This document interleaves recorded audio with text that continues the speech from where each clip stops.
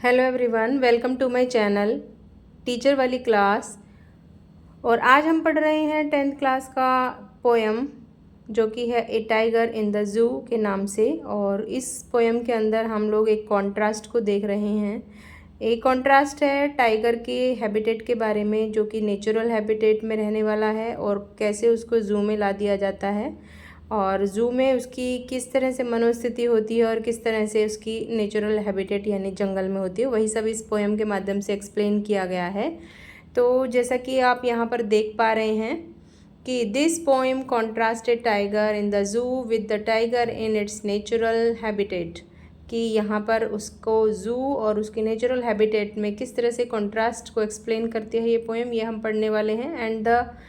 And the poem moves from zoo to the jungle and back again to the zoo. इस poem में हम देखते हैं stanza by stanza. First stanza में हम देखते हैं कि वो जू में है एंड फिर नेक्स्ट में अगेन वो फिर उसके नेचुरल हैबिटेट की बात यहाँ पर कही गई है। तो read the poem silently once and say which stanza speaks about tiger in the zoo and which stanza which one speaks about the natural habitat यानी कि जंगल। तो इस पोएम में हमें यही पढ़ना है कि कौन सा स्टेंजा ये बताता है कि अब टाइगर जू में है और अब टाइगर जो है जंगल में है, वही सब हमें यहाँ पर देखना है। तो चलिए हम चलते हैं अपने फर्स्ट वाले पैराग्राफ पर, फर्स्ट वाले स्टेंजा पर, जिसमें टाइगर के बारे में बताया गया है कि he stalks in his vivid stripes the few steps of his cage on pads of velvet quiet and his quiet rage. तो इन 4 लाइनों के अंदर हम यही पढ़ेंगे कि ही यहाँ पर टाइगर के लिए यूज़ किया गया है। और जो टाइगर है वो अब स्टॉक्स का मतलब होता है स्लोली मूव करना। वो टाइगर है वो स्लोली मूव कर रहा है in his vivid stripes. Vivid stripes का मतलब है जो उसकी बॉडी पे जो वो लाइनें हैं, जो धारियाँ हैं, उसके बारे में बताया गया है, जो कि उसकी शान का प्रतीक होते हैं, जिससे कि पता चलता है कि ये टाइगर है। तो वो उन स्ट्रिप्स के साथ में बड़े शान और शौकत के साथ धीरे धीरे चलता है, छोटे छोटे कदम चलता है। Few steps of his cage, क्योंकि क्यों चलता है थोड़े थोड़े कदम, वो इसलिए चलता है क्योंकि जो उसका केज है वो बहुत ही छोटा है, वहाँ पर वो कुछ ही कदम की दूरी तय कर सकता है। अब उसके पास नेचुरल हैबिटेट तो है ही नहीं, जंगल तो है ही नहीं, जंगल तो पूरा विशाल जंगल होता है और पूरे जंगल का राजा होता है अकेला। तो इस तरह से वहाँ पर उसके पास कुछ ही दूरी है चलने के लिए। On the pads of velvet quiet and his quiet rage, और फिर आगे बताया गया है कि वो अपने मखमली पैरों से, जो उसके पंजे हैं, जो उसके पैर हैं, उनको वेलवेट से कंपेयर किया गया है। वेलवेटी पंजों से वो चलता है, जैसे चलने से बिल्कुल आवाज़ भी नहीं आती, जैसे वेलवेट की आवाज़ टच मतलब कोई भी जर्किंग मूवमेंट नहीं होता ना अर्थ के साथ में, वैसा ही कोई भी साउंड प्रोड्यूस नहीं करता जब भी वो चलता है। रीज़न इज़ दैट कि ये उनके ट्रिक्स होती हैं अपने शिकार को पकड़ने की, कि वो बिल्कुल एकदम से शांति के साथ चलते हैं ताकि वो उनके आने की सूचना या खबर उनके उस शिकार को ना हो। इन हिज क्वाइट रेज का मतलब पूरे गुस्से में होकर के वो चल रहा है, कुछ एक स्टेप अपने केज में। गुस्सा किस बात का है? गुस्सा इस बात का है कि उसको जंगल की बजाय जू में रहना पड़ रहा है, इस बात का। तो यहाँ पर हम देख सकते हैं इन 4 लाइनों के अंदर क्या एक्सप्लेनेशन की गई है। इन 4 लाइनों के अंदर यही एक्सप्लेनेशन की गई है कि जो टाइगर है वो जू में है और जू में रह करके वो बहुत नाराज़ है, काफ़ी दुखी है। सेकेंड स्टेंजा पर चलते हैं। He should be lurking in shadow, he should be lurking in shadow sliding through long grass near the water hole where plump deer pass. तो यहाँ पर बात की गई है कि उसको तो जंगल में होना चाहिए, should be, he should B, उसको जंगल में होना चाहिए। लर्किंग इन शेडो, कि वो जो है ना छाया में, छाया में छुप के रह रहा है। Sliding through the long grass, और लंबी लंबी ग्रास पर स्लाइड करते हुए वो वाटर होल के पास आता है। वाटर होल के पास क्यों आता है? क्योंकि वहाँ पर उसके शिकार आते हैं पानी पीने के लिए। कौन शिकार? Plump dear. प्लम्प डियर का मतलब होता है जो हट्टे कट्टे हैं, जो हेल्दी हिरन हैं, वो पानी पीने के लिए वहाँ पर आते हैं। तो उसे वहीं पे होना चाहिए ताकि वो अपने शिकार को काबू पा सके और अपना भोजन ले सके। तो यहाँ पर हमने देखा सेकंड वाले स्टेंजा में जो टाइगर है वो कहाँ पर है? वो जंगल में है।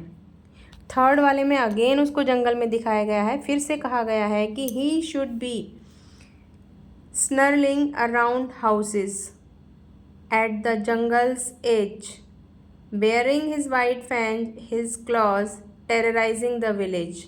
तो यहाँ पर भी ये बताया गया है कि उसको तो घरों के आसपास होना चाहिए, घूमते हुए होना चाहिए, एट द जंगल्स एज। कौन से घरों के आसपास होना चाहिए? जो कि जंगल के किनारे पे बने हुए हैं। Baring his white fang and his claws, ताकि वो अपने वाइट दांतों से और पंजों से, जो कि खूंखार होते हैं, उनसे उन विलेजर्स को टेरराइज कर सके, डरा सके, उन गाँव के लोगों को डरा सके अपने उन पंजों और दांतों को दिखा करके। ठीक है, तो कहने का मतलब ये है कि वो बहुत ही पावरफुल एनिमल है और उसका जो काम है वो डराने का ही है। तो वहाँ पर जहाँ पर नेचुरल हैबिटेट होगा वहाँ पर डेफिनेटली वो बिल्कुल आज़ादी के साथ घूमेगा, तो लोग उसे डरेंगे ही। In comparison to the cage में क्या होता है कि वो बंद है तो चारों तरफ से लोग उसे घेर लेते हैं और लोग उसे डरते नहीं हैं। लेकिन अगर वो खुला रहता है तो उसका डर सभी को होता है। तो थर्ड वाले में अगेन जो एक्सप्लेनेशन है वो जंगल की है। नेक्स्ट वाले पे चलते हैं। But he is locked in a concrete cell. यहाँ पर थर्ड जो फोर्थ वाला स्टेंजा है इसमें अब उसको दोबारा से केज में बताया गया है कि but he is locked in a concrete cell. लेकिन उसको तो एक कंक्रीट सेल में, एक कंक्रीट सेल का मतलब एक मजबूत एक जेल में उसको बंद किया गया है, एक केज में उसको बंद किया गया है। हिज स्ट्रेंथ बिहाइंड बार्स, और उसकी जो ताकत है, उसकी जो जितना भी उसका पावर है वो क्या है, वो बार्स के पीछे चला गया। और रॉड्स, जो आयरन रॉड जिनसे वो केज बना हुआ उसके पीछे चला गया है, उसकी ताकत छुप गई है। Stalking the length of his cage ignoring visitors, और वो उस ताकत को छुपा करके विजिटर्स को इग्नोर करते हुए उसी दूरी में चल रहा है जितनी दूरी में वो केज है, यानी कि जो पिंजरा है उसी की लेंथ को वो कवर कर पा रहा है, बस उतनी ही दूरी पर वो चल पा रहा है। इग्नोरिंग विजिटर्स का मतलब है क्योंकि अब वो जेल में है, अब वो पिंजरे में है, अब वो बंद है, तो लोग जो विजिटर्स हैं उसको देखने आए हुए हैं ज़ू में, उसको देख करके खुश हो रहे हैं, एंजॉय कर रहे हैं और उसके ऊपर हंस रहे हैं, उसको टच करने की कोशिश कर रहे हैं, लेकिन वो बहुत लाचार है, बहुत मजबूर है। वो उनको कुछ बोल नहीं सकता, कुछ कह नहीं सकता, अपनी पावर दिखा नहीं सकता, इसलिए वो उनको इग्नोर कर रहा है। क्योंकि होता है ना कि एक आपने सुना होगा ना कि ये कहते हो किसी को कि तू एक बार मुझे खोल के दिखा फिर मैं बताता हूँ तुम्हें। तो वही है कि वो मन में तो काफ़ी कुछ है करने का, लेकिन कुछ कर नहीं सकता, बहुत मजबूर और लाचार यहाँ पर उस टाइगर को दिखाया गया है, जिसके ऊपर जो विजिटर्स हैं वो हंस रहे हैं और वो उनको सिर्फ इग्नोर करने के सिवाय और उसके पास कोई चारा है भी नहीं कि वो क्या ही कर सकता है।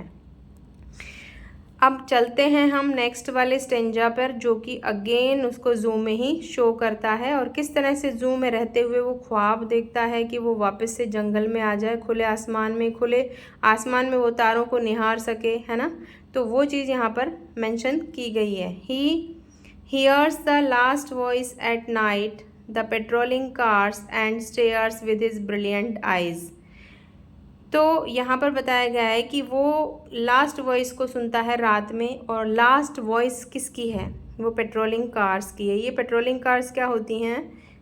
पेट्रोलिंग कार्स का मतलब होता है वो कार जिसमें जो ज़ू के जो एडमिनिस्ट्रेशन के लोग होते हैं, जो मैनेजमेंट के लोग होते हैं, उनका काम होता है कि लास्ट में एक लास्ट विजिट की जाए पूरे ज़ू की, कि ये चेक करने के लिए कि सब कुछ सेफ़ तो है ना, किसी केज का लॉक खुला हुआ तो नहीं है, अनलॉक तो नहीं हुआ है, किसी को कोई नुकसान तो नहीं करेगा कोई। तो यही सब देखने के लिए पेट्रोलिंग कार्स आती है, लास्ट में वो वही वॉइस सुनता है।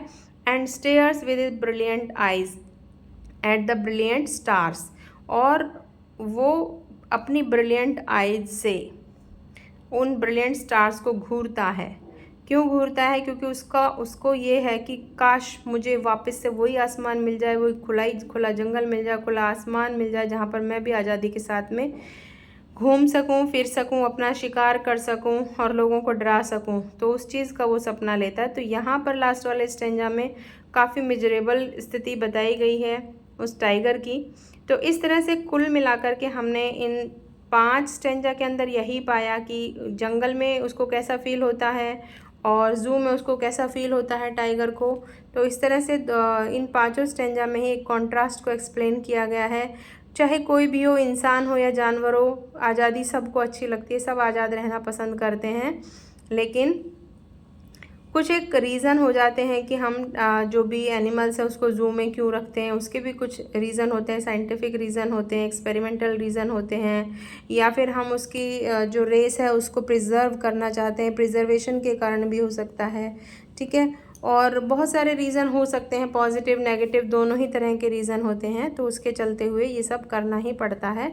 तो एनीवेज़ ये पोएम बहुत बेहतरीन है। अब हम बात करते हैं इसके पोइटिक डिवाइसेस की और इसके राइमिंग स्कीम की। तो राइमिंग स्कीम में हम अगर देखें तो जो फर्स्ट वाला स्टेंजा है उसी से हम इसकी राइमिंग स्कीम को कैच करेंगे, क्योंकि पूरे में फिर सेम ही राइमिंग स्कीम फॉलो की गई है।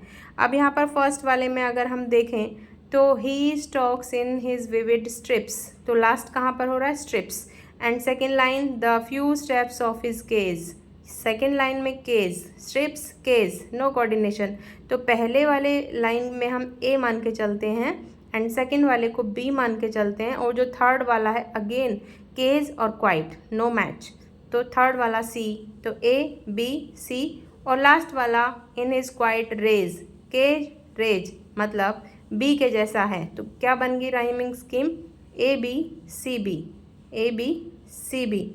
अब हम अगर चलें दूसरे वाले स्टेंजा पे थोड़ा मैच भी करें कि ठीक है क्या पूरे में यही पैटर्न फॉलो किया गया है, तो यस एग्जैक्टली यही पैटर्न फॉलो किया गया है। तो चलिए फिर देखते हैं कि कैसे सेम पैटर्न पूरी पोएम के अंदर फॉलो किया गया है राइमिंग स्कीम का। तो सेकेंड वाले स्टेंजा पे चलते हैं। He should be lurking in shadow, shadow, sliding through long grass, grass. तो ए बी एंड सी में होल और डी में पास, ग्रास पास, यानी कि जो डी वाला है वो भी बी के इक्विवेलेंट है। तो ये भी फिर अगेन क्या हुआ, ए बी सी बी। तो ये राइमिंग स्कीम पूरे ही स्टेंजाज में फॉलो की गई है। अब हम बात करते हैं इसके पोइटिक डिवाइसेस की। पोइटिक डिवाइस के रूप में अगर बोला जाए तो देखो यहाँ पर एक तो कॉन्ट्रास्ट क्रिएट किया गया है, एक यहाँ पे पर्सोनीफाई किया गया है, उस टाइगर को पर्सोनिफिकेशन टाइगर का किया गया है कि वो ह्यूमन फीलिंग्स को यहाँ पे एक्सप्रेस किया गया है, रेज, स्टॉक्स, ओके। अब यहाँ पर मेटाफर भी देखने को मिलता है, हिज वेलवेट क्वाइट, उसके जो पैर हैं उसको वेलवेट के जैसा बताया गया है। तो यहाँ पर मेटाफर भी देखने को मिलता है। एंजावमेंट भी हमें यहाँ पर देखने को मिलता है, क्योंकि एंजावमेंट में होता है कि हम नेक्स्ट लाइन पर मूव कर जाते हैं without using any punctuation mark. तो ऐसे बहुत सारी इसमें आई हुई हैं जहाँ पर पंक्चुएशन मार्क्स के बिना ही हम अगली लाइन में शिफ्ट कर गए हैं, जैसे कि आप देख पा रहे हैं सेकेंड वाले स्टेंजा में स्लाइडिंग थ्रू लॉन्ग ग्रास, फिर यहाँ पर कोई पंक्चुएशन मार्क नहीं लगा हुआ, नियर द वाटर होल, ये हो गया। लास्ट वाले में देखिए जैसे कि and stairs with brilliant eyes, और कोई पंक्चुएशन मार्क्स नहीं है, एट ब्रिलियंट स्टार्स। तो यहाँ पर भी जो है एंजावमेंट हमें देखने को मिलता है। पर्सोनिफिकेशन हो गया, मेटाफर हो गया और एंजावमेंट हो गया। इसके अलावा सिम्बोलिज्म भी हमें इस पोएम में देखने को मिलता है, काफ़ी चीज़ों को सिम्बलाइज़ किया गया है यहाँ पे। कंक्रीट सेल, जू के इक्विवेलेंट जैसे कि सिम्बलाइज़ किया गया है इसमें। तो इसी के साथ ये पोएम का हमने राइमिंग स्कीम की बात की, इसके पोएटिक डिवाइसेस की बात की, और कुल मिला के हमने यहाँ पे यही जाना कि जो टाइगर का हैबिटेट है वो नेचुरल ज़्यादा बेहतर होता है। हर इंसान को आज़ादी पसंद रहती है, लेकिन उसको किसी कारणवश ज़ू में भी रखा गया है। तो ज़ू के भी कुछ अपने अपने वो होते हैं, फीचर्स होते हैं, ठीक है। तो किसी ना किसी कारण की वजह से उनको ज़ू में रखा जाता है, जैसा कि मैंने बताया रिसर्च के पॉइंट ऑफ व्यू से हो सकता है, प्रिजर्वेशन के पॉइंट ऑफ व्यू से हो सकता है, या फिर डर के कारण हो सकता है ना। तो ये बहुत सारे रीज़न है। तो इसी के साथ मैं यहीं पे इस टॉपिक को ख़त्म करना चाहूँगी, वरना तो बहुत लंबा वीडियो हो जाएगा। आई होप वीडियो आप लोगों को पसंद आया होगा, और अगर आपको मेरा चैनल, मेरी क्लास, अगर मेरा पढ़ाने का तरीका अच्छा लगा है तो you can like, share and subscribe my channel. Thank you so much.